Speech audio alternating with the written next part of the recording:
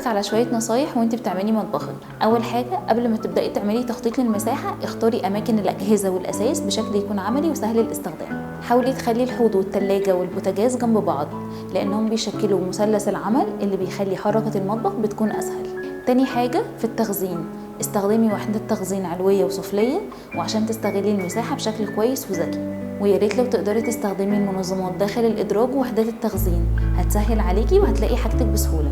تالت حاجة الإضاءة مهمة جدا، استخدمي إضاءة مباشرة فوق مناطق العمل زي البوتاجاز والحوض.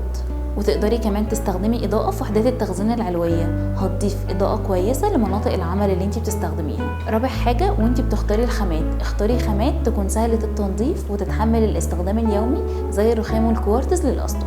خامس حاجة يا ريت تختاري الأجهزة بتاعتك على حسب مساحة مطبخك، وطبعا ما تنسيش توفري مكان تهوية للبوتاجاز. سادس حاجة تأكدي من وجود شفاط فوق البوتاجاز أو فتحة تهوية مناسبة عشان تتخلصي من الروايح والدخان أول بأول. سابع حاجة حافظي على نظافة المطبخ بشكل دوري، لأن المطبخ النظيف بيخلي الشغل فيه أسهل وأريح.